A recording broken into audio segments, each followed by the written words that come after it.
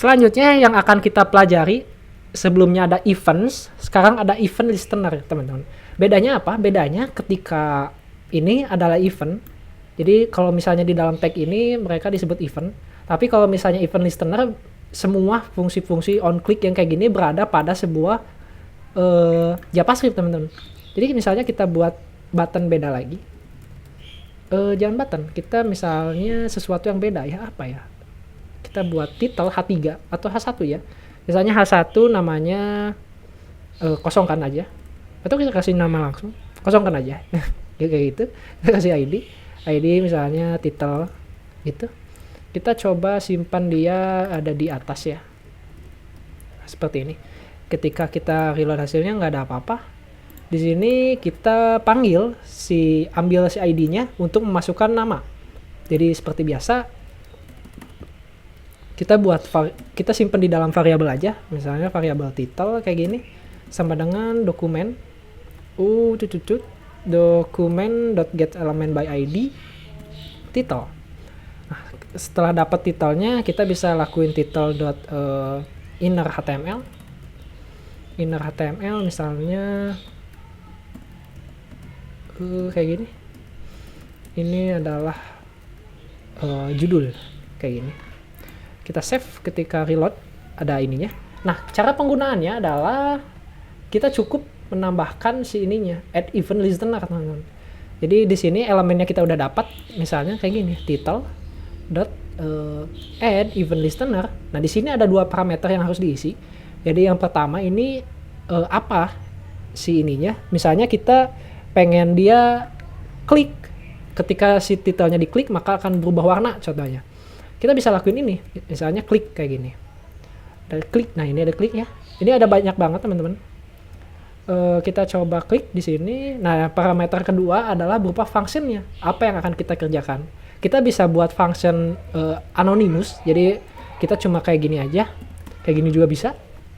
Atau bisa kita buat function di luarnya. Misalnya kita pengen ganti namanya change color gitu. Change color kayak gini. Ini juga bisa.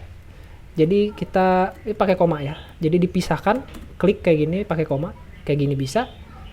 Atau di dalam. Jadi karena saya cuma satu kali penggunaan, jadi kita cuma buat function kayak gini aja.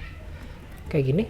Function di dalamnya kita bisa lakuin apa aja. Misalnya ketika kita klik, sininya akan berubah warna misalnya. Kita coba title style, misalnya .color, misalnya blue kayak gitu, blue kayak gini. Kita cobain apakah berhasil. Ketika kita klik, nah warnanya akan berubah teman-teman. Jadi dia akan berubah warnanya. Atau kalau misalnya kita yang lain, kita coba misalnya title, kita buat alert juga bisa. Misalnya kita alert, kamu klik teks ini seperti ini, kita save, kita reload. Ketika kita klik, maka akan muncul alert, kamu klik teks ini seperti itu. Jadi banyak yang bisa kita lakukan di sini. Ya. Atau kita bisa menampilkan date juga. Misalnya kita hapus. Kita hapus kayak gini, kita panggil si fungsi show date ini. Kita bisa. Gini kayak gini. Kita cobain. Gak apa-apa, kita cobain. Ini nggak pakai, harusnya kayak gini aja ya, teman-teman. Jadi nggak pakai kurung. Kita save, kita cobain. Ketika kita klik, maka akan muncul tanggal sama seperti yang sebelumnya. Itu dia event listener, teman-teman ya. Bisa banyak banget teman-teman. Bisa cari aja di internet. Add event listener, HTML, JavaScript ya. JS, DOM, event listener. Jadi kita lihat penggunaannya mana ya, macam-macamnya. Nah ini juga ada resize, ada klik ya, contoh-contohnya.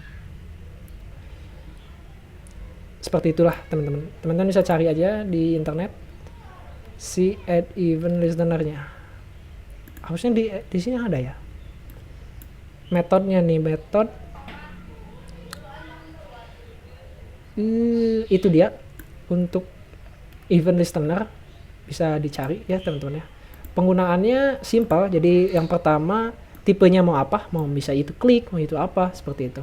Dan di sini adalah function untuk menjalankannya. Jadi kita bisa panggil function yang sebelumnya atau bisa menggunakan anonymous function di sini.